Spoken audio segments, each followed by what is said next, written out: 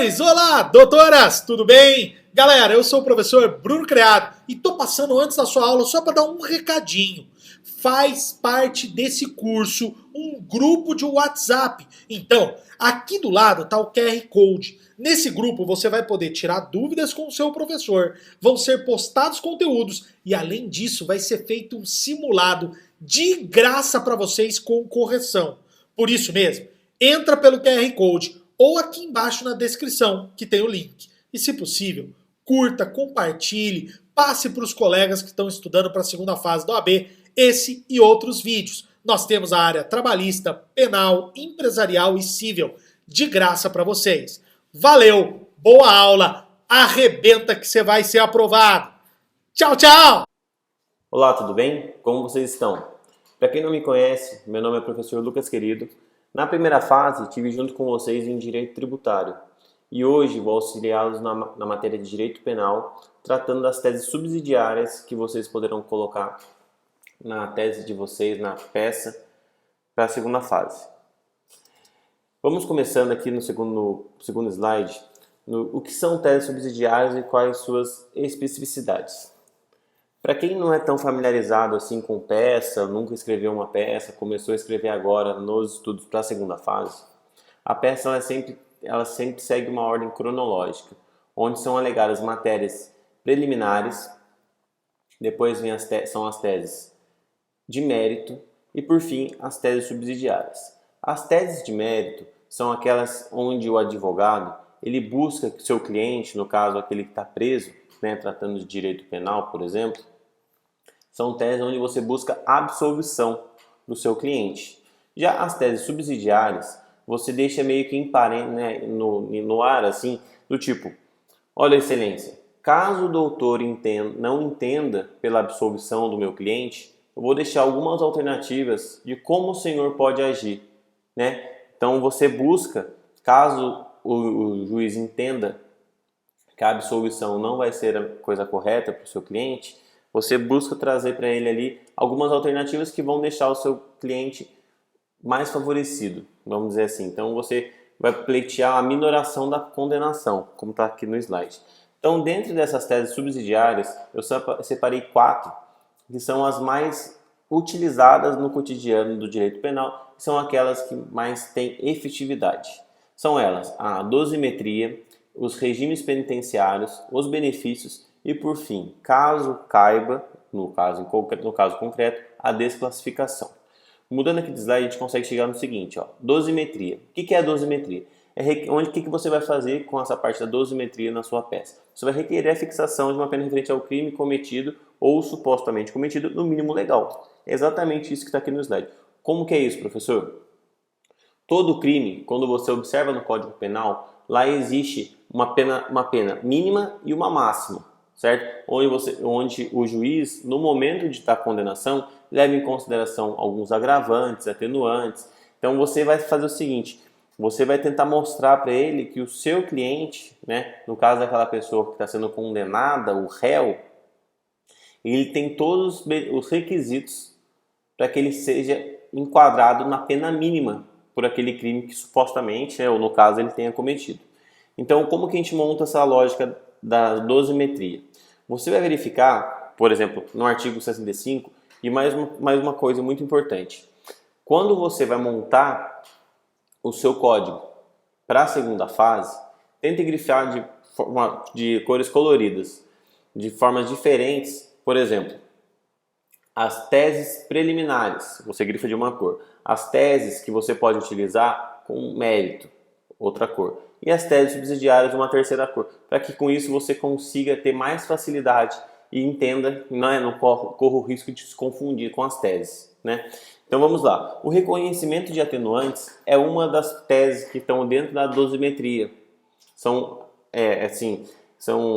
artimanhas que você pode utilizar para conseguir uma redução de pena. Então, o reconhecimento de atenuantes. O que são atenuantes? O artigo 65 do Código Penal traz expressamente. Então, você consegue, por exemplo, como atenuante, se o agente ele tiver 21 anos na data do fato. Então, o seu cliente ele cometeu o crime e na data do crime ele tinha 21 anos. Isso pode ser um atenuante. Você pode justificar isso para minorar a condenação. Desconhecimento da lei, mesmo que isso, né, na atualidade, ainda mais diante da globalização que a gente tem de notícias, de informações, existem ainda pessoas que às vezes desconhecem alguma lei específica, algum tratamento específico, e você pode sim argumentar como, né, como uma atenuante esse reconhecimento de lei. Ou também, por fim, aqui, ó, ter o agente, até se vocês observarem no artigo 65, eu trouxe só a linha A, mas existem diversas, como por exemplo, ter o agente cometido o crime por motivo de relevante valor social ou moral. Às vezes a pessoa cometeu um crime, sei lá, visando algum fim, ou, sei lá, às vezes dentro da sociedade que ele vive, no meio que ele vive, aquilo poderia ser importante para ele. Óbvio que não pode ser algo que você vai utilizar para o crime foi cometido por isso vai fundamentar o crime. Não, vai justificar o crime de forma alguma, mas pode ser sim uma atenuante. Outro ponto que você também pode alegar é reconhecimento de causas de diminuição de pena, certo? Então, a tentativa, o crime não foi consumado, o fato não foi consumado. A tentativa por si só, ela já minora a condenação. Então, é um ponto muito importante você verificar no enunciado da questão, onde quando você for desenvolver a peça, se existe ali a possibilidade de uma tentativa, se a pessoa que fez a prova da OAB, ela traz esse argumento da tentativa que você poderia utilizar. O arrependimento posterior, também muito importante, quando o indivíduo se arrepende por ter cometido aquele crime, né? Também você pode utilizar na sua tese subsidiária. E por fim, uma coisa muito legal que a gente já verificou em vários casos é o estado de necessidade. Com certeza, você já deve ter visto na televisão, em algum jornal, aquela pessoa que roubou um saco de arroz, um saco de feijão, um saco de macarrão, que você sabe que ela cometeu um crime, né? Um roubo não, um furto, né? Porque na maioria das vezes não existe grave ameaça ou violência. Mas essa pessoa estava no estado de necessidade, ela estava passando fome, seus filhos estavam passando fome. Isso com certeza é uma das causas de reconhecimento de diminuição da pena, né? Às vezes, a depender do juiz, a gente já viu casos que o juiz acaba extinguindo, né? Ele não condena essa pessoa justamente pelo estado de necessidade. E outra coisa muito importante para você argumentar nessa parte da dosimetria, né, como tese subsidiária, é o afastamento de agravantes. Então, por exemplo, se no enunciado, né, foi trazido ali que o cara não era reincidente, né, não estava ali expresso, presume-se que não era reincidente. Então você pode sim trazer como afastamento de agravantes, falar, olha, o Joãozinho, ele supostamente cometeu esse crime, né, como tese subsidiária, a gente pode argumentar que ele não é reincidente, aconteceu uma única e exclusiva vez, então ele consegue afastar essa agravante da reincidência e consequentemente diminuir a condenação do Joãozinho, certo? Mudando aqui de parágrafo, pessoal, então esse sim, de slide, essa é a parte da dosimetria.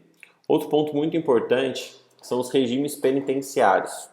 Então você vai ter que analisar, levando em consideração ali os períodos de condenação, né, de 1 a 3 anos, 1 a 4 anos, como o crime que foi cometido pelo seu cliente, como que ele está no Código Penal, quais são as condenações possíveis que o seu cliente pode ter. E levando em consideração isso, você vai buscar o enquadramento mais benéfico ao seu cliente. Então, observando aqui, eu trouxe os dois regimes que são aqueles que a gente busca quando a gente está querendo facilitar a vida do nosso réu, ali, do nosso cliente. O primeiro é o regime aberto, que é imposto a todo réu condenado a até 4 anos de prisão, desde que não seja reincidente. Ou seja, se o seu cliente cometeu um crime onde a condenação foi de até 4 anos ou possivelmente o crime que ele cometeu, a condenação vai ser de no máximo 4 anos, você já pode pedir como tese subsidiária que ele comece a cumprir essa condenação, caso a condenação ocorra, lembrando que existe a tese de mérito e a gente traz como tese subsidiária, caso a do mérito não seja acolhida, o que o juiz pode fazer? Então, caso a de mérito não seja acolhida, subsidiariamente você requer que o seu cliente, no caso aquele que está sendo condenado, pelo crime que ele praticou, ter sido até 4 anos a condenação, que ele cumpra em regime aberto, desde que ele não seja reincidente, obviamente, que é o que está previsto na lei. Outra opção é o regime semiaberto, que é uma pena, quando a pena a qual a pessoa foi condenada, ela fica entre 4 e 8 anos de prisão. Mais uma vez, ele não pode ser reincidente e deve começar a cumprir a sua pena no regime semiaberto, podendo progredir para o regime aberto, a depender de bom comportamento e diversos outros fatores que estão ali, né, que são cumulativos para que o réu, a partir do momento que começa o cumprimento da pena, ele deve acumular alguns pontos para que consiga progredir, né? Então ele vai para um regime penitenciário mais benéfico até conseguir sair da cadeia, certo? Mudando de slide, pessoal, agora a gente parte para os benefícios, né? A gente vai começar a discutir os benefícios e o quanto isso é importante no momento de, né, você fundamentar uma tese subsidiária. Então, por exemplo, a gente começa aqui os benefícios com a conversão de pena privativa de liberdade em penas restritivas de direito. Como está escrito aqui, é bem simples de entender. O que seria isso? A pena privativa de liberdade, como todo mundo sabe, é aquela onde o indivíduo ele fica preso, ele fica dentro da penitenciária, certo? Privativa de liberdade. E quando a gente vai pleitear esse benefício, a gente requer que haja conversão, ou seja, que ele saia da pena privativa de liberdade e passe para penas restritivas de direito, conforme consta no artigo 43 e seguintes do Código Penal. Então, quando pode ocorrer essa conversão? O artigo 44 é bem simples e traz o quando que pode ocorrer. As penas restritivas de direito são autônomas e substituem as privativas de liberdade quando, aplicada a pena privativa de liberdade não superior a 4 anos e o crime não for cometido com violência ou grave ameaça. Então você, mais uma vez, deve prestar muita atenção, e até uma dica que eu dou é que você vá grifando a questão da OAB para que você pegue essas palavras-chave. Se houve na denúncia, né, do Ministério Público algo falando de violência ou de grave ameaça, se ele era reincidente ou não, né? Então, para quê? Para que você consiga fundamentar com mais objetividade a sua tese subsidiária. Mais uma vez, o réu não pode ser reincidente em crime doloso. A reincidência, como a gente pode perceber, é algo muito importante dentro do direito penal. A partir do momento que o réu ele é reincidente, cai por terra muitos dos argumentos que a gente traria em uma tese subsidiária, aí até em teses de mérito. Então, aqui mudando de slide, a gente consegue perceber mais um benefício que é utilizado na tese subsidiária, que é a aplicação da suspensão condicional da pena. Quando que isso pode acontecer? Essa suspensão da pena, né? Olha, a execução de pena privativa de liberdade não superior a 2 anos, ou seja, ele já tem que ter sido condenado, uma pena não superior a 2 anos, poderá ser suspensa por 2 a 4 anos, desde que... Gente, como que acontece isso? Obviamente, aqui a gente está tratando de um ponto que o réu já foi condenado.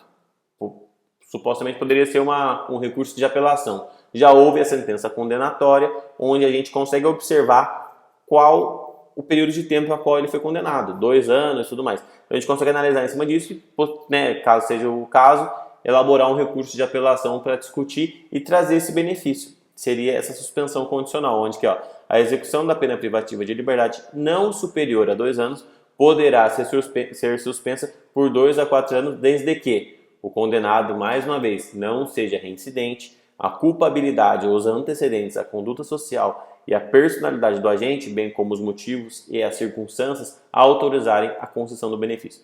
Pessoal, um ponto muito importante. Por mais que a gente alegue, por mais que a gente traga aquilo que está no Código Penal e tudo mais, o juiz, no momento de que vai tanto proferir uma sentença condenatória ou até mesmo analisar um possível recurso em face dessa sentença, ele tem uma certa discricionalidade. O que é discricionalidade? Embora ele tenha que seguir a legislação, obviamente, ele consegue, por meio do seu livre-arbítrio ali, ponderar o que ele acha certo. Então, se existe uma faixa de condenação de 2 a 4 anos, o juiz ele não necessariamente ele vai deixar a condenação em 2 anos, que é o mínimo, ou no máximo 4. Ele consegue transitar por esse intervalo, como ele bem entender. Obviamente que existem jurisprudências, né, que muitas vezes, principalmente os tribunais, os juízes de primeira instância, eles já costumam seguir para evitar eventualmente um recurso para cumprimento de jurisprudência. Mas é um ponto bem interessante, assim, é bom vocês saberem isso, mas para a prática, né? Necessariamente para a prova, a gente sabe que o que está aqui no Código Penal, aquilo que a gente vai pedir na tese subsidiária, até porque o nosso recurso não vai ser julgado, nossa peça não vai ser analisada, a gente só elabora ali, a gente não sabe qual que seria o resultado, se teríamos bons frutos com a nossa peça ou não. Então, pessoal, essa é a questão da suspensão condicional da pena. Para isso, tem que ser observado o artigo 77 do Código Penal. Importante, vamos grifar ele, a gente trazer também como tese subsidiária e pedir. Pedir, a gente não paga nada para pedir, a gente pode pedir desde que observados os requisitos. Questão da culpabilidade, questão da reincidência. Então, é uma coisa muito importante para a gente trazer. Por fim, outro ponto muito relevante, mas que acaba trazendo um pouco de discussão, né, no direito penal, nas teses subsidiárias, é a desclassificação. Então, a gente que está lá observando a prova da OAB, a gente tem que observar com muito cuidado, porque a gente vai ter que analisar realmente o crime cometido e se existem provas. A gente tem que observar se na questão o enunciado traz que existem provas que comprovem que Joãozinho cometeu o crime X, mas está sendo acusado pelo crime Y, que é um crime com uma condenação maior. Se existir no enunciado algo nesse sentido, beleza, a gente vai poder pedir essa desclassificação. Por quê? Eu vou explicar para vocês como que funciona a desclassificação. Por exemplo, Joãozinho foi condenado por roubo. O que é o roubo? Artigo 157 do Código Penal. Subtrair coisa alheia móvel para si ou para outrem mediante grave ameaça ou violência. Depois de havê-la, por qualquer meio, reduzida à impossibilidade de resistência. Ou seja, tem a grave ameaça ou violência. É um ponto muito chave que distingue o roubo do furto. Vamos supor que no enunciado esteja ali, né, a pessoa que elaborou essa prova, ela traga que existem provas que comprovem que Joãozinho não praticou ameaça, não praticou violência, apenas subtraiu o bem, certo? Se não houve grave ameaça, se não houve violência, conseguimos desclassificar o roubo, passando o Joãozinho para o furto, que tem uma condenação bem menor. Então, essa é a lógica, essa é a tese da desclassificação. Então, para você pedir isso na sua tese, você obviamente tem que observar se tem cabimento, se tem o fundamento, se tem algo que vai te ajudar a fundamentar esse pedido. Mas também é um aí dos 4 pontos muito importantes e muito relevantes para as teses subsidiárias, certo? Pessoal, essa aula é uma aula bem rápida, em 15 minutinhos, 20 minutinhos a gente conseguiu ali trazer, né? Então é muito importante que vocês vejam as aulas que os outros professores, meu colega Egídio, meu colega Denis, vão fazer, eles vão ser disponibilizados no YouTube a respeito de teses preliminares, identificação de teses, peças no caso, né? Depois teses preliminares, teses de mérito e as teses subsidiárias, obedecendo sempre essa ordem: preliminares, mérito e subsidiárias, certo?